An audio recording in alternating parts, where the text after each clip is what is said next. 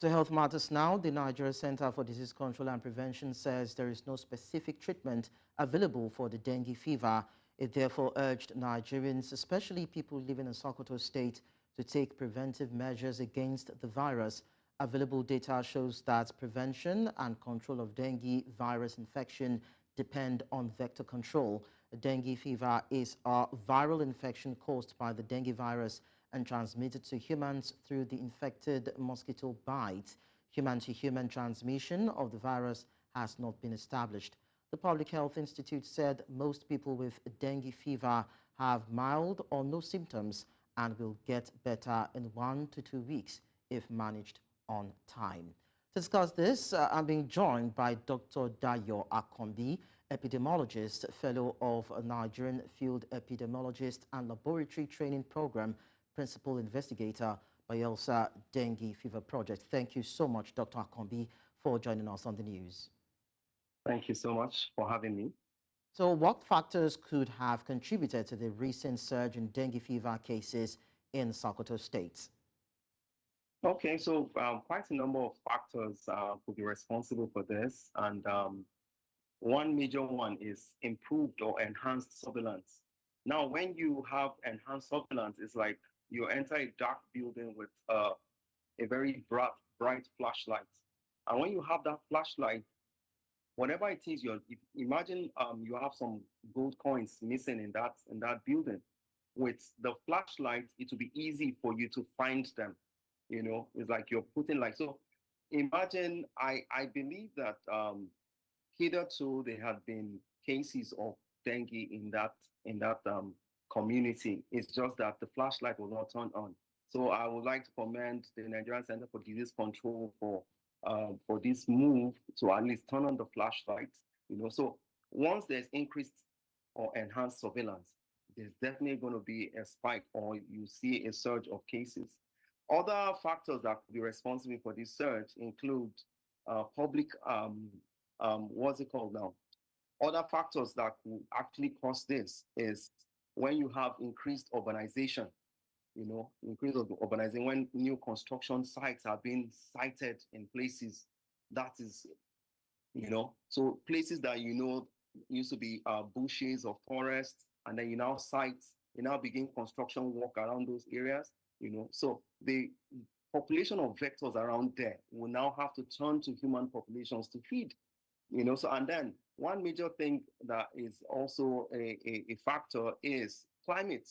Climate change has been one of the major phenomenon in our days, and once there's climate changes in temperature, humidity, rainfall levels, the precipitation, this will dynamically influence mosquito breeding. I know these mosquitoes we are talking about is those of Aedes species and those of Marsonia species. Once that happens, it could increase or decrease the breeding and increase the population of these vectors. And then this in turn will affect how the turn on the populace, and then, you know, it will in turn affect, you know, the number of cases. Also, travels and migration can affect it also. When you have um, people travel in from endemic areas, you know, places like Southeast Asia, the Pacific countries, from Central America, people, you know, coming to do maybe construction. You have a lot of Chinese doing construction work in Nigeria and various parts, even in Sokoto. When you have those kind of people around, and then you have the right vectors, you have the mosquitoes, of course, it's bound to happen. People, you see the surge. And also, um, you need to know that before now, dengue was not routinely tested for. It's a disease that many times people confuse for malaria. So when you go to hospitals, people that actually are dengue positive or that actually have dengue infection are easily labeled as uh, um, having malaria. So it's one of the major, you know, reasons that can cause. So when there's increased awareness, increased surveillance, you know, for vector control, of course, there will be a surge in the vector.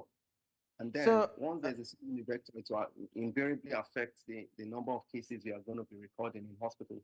So, Dr. Akanbi, aside increased awareness, are there other measures or immediate steps that can be taken by health authorities to manage and contain the outbreak? Of course, yeah, there are quite a number of others that can be done to contain. But one major thing, we have to ask ourselves the right questions. And one of those questions would be, first of all, if now that we know that we have a case of an outbreak of dengue, what type of dengue are we talking about? Are we talking about primary dengue, secondary dengue? Are we talking about tertiary dengue or quaternary dengue? Because the higher it goes, the more complicated it becomes. So you need to know what you're dealing with. You need to know what serotypes of dengue virus are involved. Now, from the work we did in the Bayelsa dengue fever project, we're able to find out that serotype 3, which is known to cause very severe dengue, where you have dengue shock syndromes, dengue hemorrhagic fever, serotype 3. So we need to know the kind of serotypes. We need to dig deeper. We need to shine the light into the dark of the kind of dengue we have. We need to, apart from even the serotype, we need to know what genotype, what strains are we looking at? Are they Dr. Akanbi, yes. with Yes. you having to mention these different types of the dengue fever, I'm wondering, are there sufficient resources available to address them, especially considering the fact that there are potential limitations in rural areas, most especially these areas that it's said that the prevalent rate it's on high? Well, in Nigeria as a whole, looking at the kind of our APEX, National Public Health Institutes, the Nigerian Center for Disease Control, and looking at the level of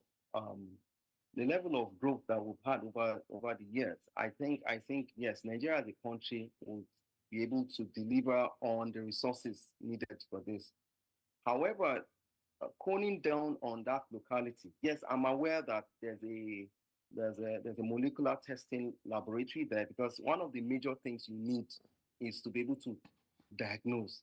So yes, I believe that with a concerted effort, once it's not like a health sector only driven campaign, yes, it's possible to get that done.